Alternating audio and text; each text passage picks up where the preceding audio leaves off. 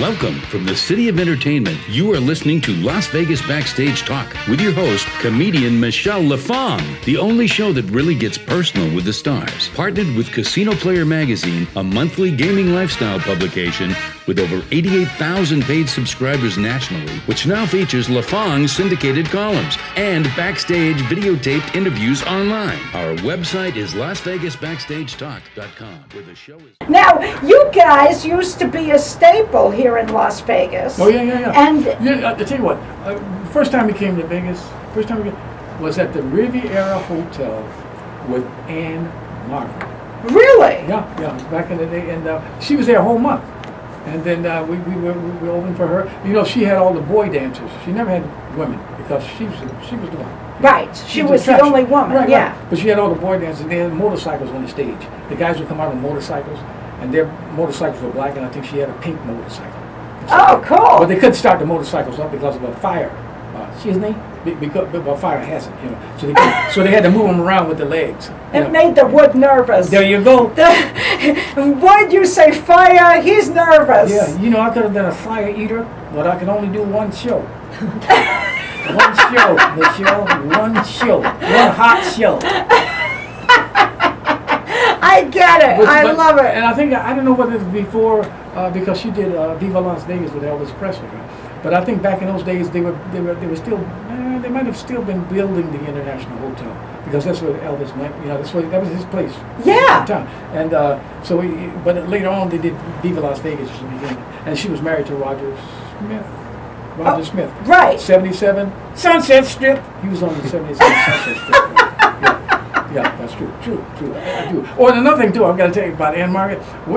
Every night after the show, we'd go in her dressing room, and all the boy dancers and other people would guest, and we'd go in there. We'd sit in there until 4 o'clock in the morning. You know? But one night, Roger Smith came to everybody and says, "You can't come in the dressing room tonight because Elvis is coming backstage to see Ann Margaret." So evidently, it must have done the movie. They must have. Yeah. So anyway, we never saw him. We were out in the casino there. And later, about 2 hours later, we saw a big entourage come out of the main showroom, going through the theater. He was surrounded by what we call the Memphis Mafia. Yeah. Memphis Mafia? Yeah, the guys that hung out with him. So they went out and right out front and into the. We never saw Elvis, but but he was there that night. Now, Willie, you've had Lester for over 40 years. He's been around a long This particular one, this isn't a stunt puppet or anything. No, because you know what happened. When I first started, I had a small Lester, and then a medium Lester when I was about 16. And then when I got with Motown, what happened was like we were working larger venues like the Apollo Theater and just larger venues. Oh yeah. And that particular medium Lester wasn't. People couldn't see him from the balcony and stuff like that. Of course. So I went and got this this particular Lester, and back in those days he had a big gigantic afro. Afros were right. I thought so. Yeah, it was a big afro. And, so you had to give him a haircut over the years? Oh yeah. He's pretty stylish, you know. He kind of keeps up with the style. He used to wear bell bottoms. Remember bell bottoms? Oh yeah. How many outfits? They call him. Well, he's got a claw foot. Yeah, I don't outgrow him. I don't outgrow them. That's one good piece of good news, right? That he doesn't outgrow them, and yes.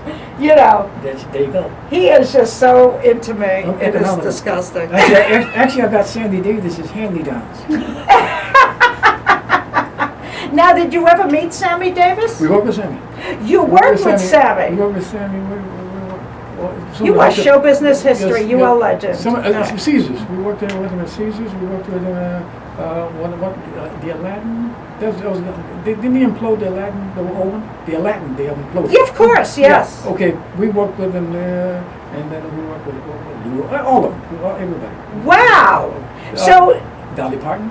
Dolly Parton, what was she like to work with? She was big. Still big. So did she hit on you at all? No, she just said, you don't want to always love you. She said that to me. Yeah, go ahead. As a matter of fact, when we worked with her, we were working with her at Riviera. And at that time, they were getting ready to do the Last Whorehouse in Texas, that play. There's a play. Yes. She did that. She did that with Burt Reynolds. Yes. And what happened was, like, Burt was there that night. Burt came backstage because they were getting ready to do the movie. They hadn't done the movie yet. Hadn't done the movie yet, but they were getting ready to do the movie. But that was back in those days. And I think she was getting $50,000 a week. Wow. But you know, one thing about Dolly, every time she came to the Riviera to work 2 weeks, she would only work about a week, and something would happen to her voice. So she had to cancel.